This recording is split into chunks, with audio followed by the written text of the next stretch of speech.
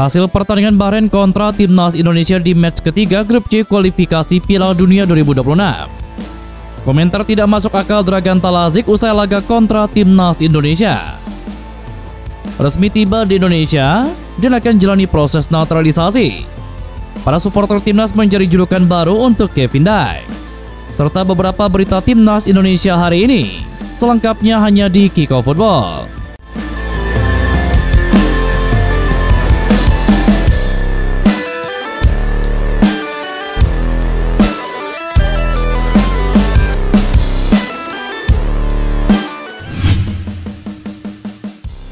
Laga antara Timnas Bahrain kontra Timnas Indonesia dalam kualifikasi Piala Dunia 2026 zona Asia baru saja usai.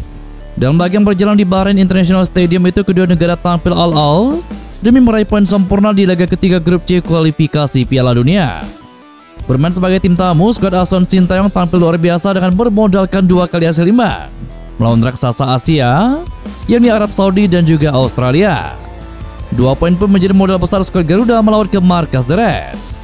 Dalam pertandingan tadi, Sintayong langsung menurunkan 11 pemain terbaiknya untuk menghadapi anak asuh dari Dragan Talazic. 2 wajah baru diboyong Sintayong untuk meredam kekuatan Timnas Bahrain. Mereka adalah Marcel Gerst dan juga Eliano Renders. Pada line up yang diturunkan oleh Sintayong tadi, Marcel Gerst dimainkan sejak menit awal pertandingan. Dan ini menjadi laga debut untuk sang pemain FC20 tersebut mengenakan jersey Timnas Indonesia.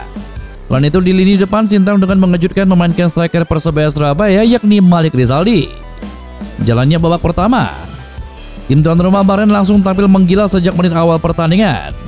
Timnas Bahrain yang bermain di bawah guyuran suporternya sendiri tampak tidak ingin menanggung malu kala menjamu skuad Garuda. Terlihat Dragan Talazic juga menurunkan 11 pemain terbaiknya untuk menumbangkan anak asuh Sintayong.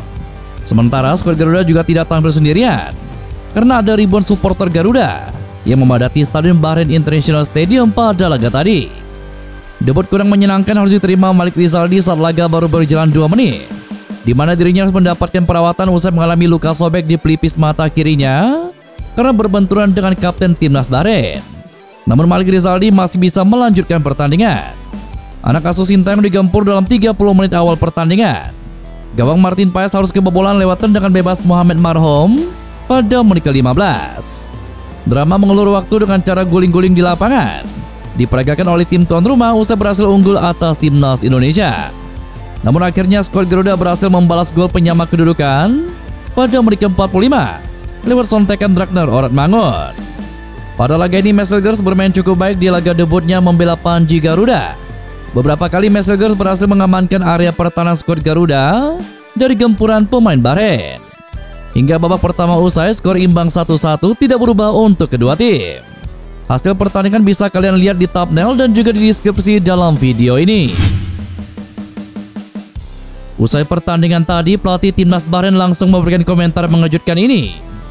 Sebelumnya pelatih Timnas Bahrain yakni Dragan Talazic bersikap realistis terkait laga melawan Timnas Indonesia di kualifikasi Piala Dunia 2026 ini. Melihat kualitas permainan skuad Garuda tadi, Dragan Talazic mengatakan perbedaan jelas terlihat dari cara bermain anak asuh Sintayong yang kini lebih banyak dibela oleh pemain-pemain kelas Eropa. Permainan skuad Garuda ini, kata Dragan Talazic, memang sesuai prediksinya dari awal. Dikatakannya anak asuh Sintayong bermain menekan sejak awal pertandingan. Pertahanan skuad Garuda yang menjadi sorotannya usai melihat Indonesia menghadapi Arab Saudi dan Australia pun kini dirasakannya memang cukup solid dan menyulitkan para pemain depannya untuk bisa menciptakan peluang di depan gawang skuad Garuda. Ditambah lagi sosok Martin Paes dinilai sang arsitek asal Kroasia ini menilai skuad Garuda memang berbeda dari para kontestan di grup C ini. Terlepas dari hasil pertandingan tadi, Dragan Talazic akan menjadikan laga ini sebagai bahan evaluasi dari beberapa sektor yang masih melakukan kesalahan-kesalahan mendasar.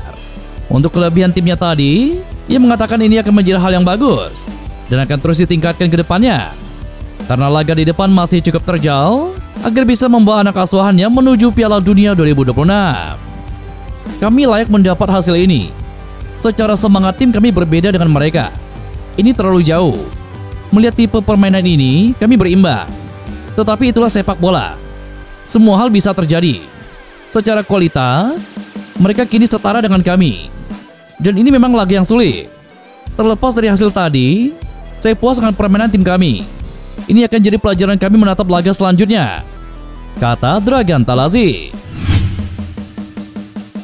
Pemain berdarah Ambon bernilai 69,53 miliar, Kevin Dykes, baru-baru ini tertangkap kamera sedang berada di Terminal 3 Bandara Soekarno-Hatta. Dalam foto yang beredar di media sosial, Kevin Dykes terlihat mengenakan setelan hitam dari kepala hingga kaki, lengkap dengan topi hitam, sambil mendorong sebuah koper.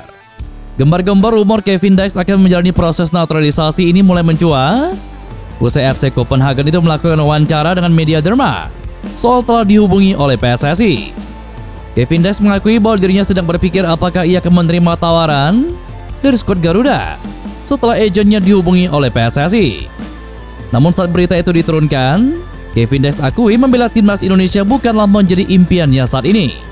Pemain FC Copenhagen itu diketahui memiliki hubungan darah dengan Indonesia karena sang kakek serta neneknya dari pihak ibu lahir di Ambon. Beredarnya foto Kevin Dykes ini seakan mempertegas dirinya sudah mengambil keputusan untuk menjalani proses naturalisasi menjadi warga negara Indonesia. Banyak supporter timnas yang menginginkan bek yang pernah bermain di Liga Champions itu agar bisa membela skuad Garuda.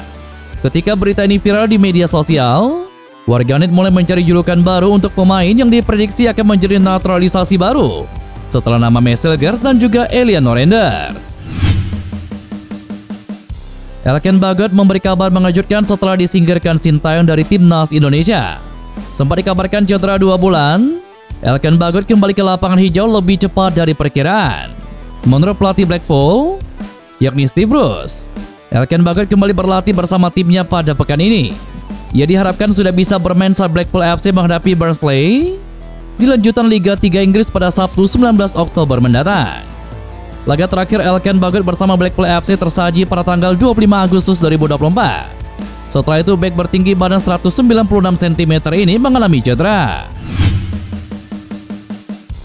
Viral foto lawas Calvin Verdong memakai jersey timnas Indonesia 6 tahun lalu sebelum dinaturalisasi. Tampak pemain yang saat ini berusia 27 tahun itu berpose dengan jersey skuad Garuda dan topi merah dalam sebuah mobil. Diketahui potret tersebut diunggah Calvin Verdong lewat story Instagram pribadinya. Momen itu pun turut diabadikan oleh akun Instagram @indofootballsport pada Maret 2019 lalu.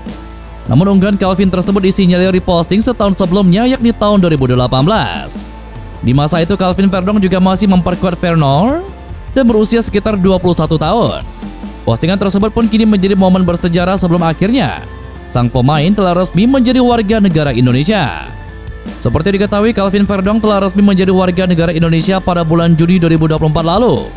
Dia pun menjalani debutnya bersama timnas Indonesia tidak lama setelah sah menjadi warga negara Indonesia.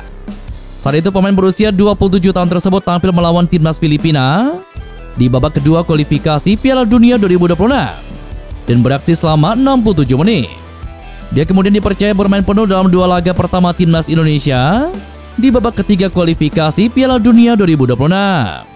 Dan itulah beberapa berita timnas Indonesia hari ini. Jangan lupa nantikan berita-berita seputar timnas Indonesia selanjutnya hanya di Kickoff Football.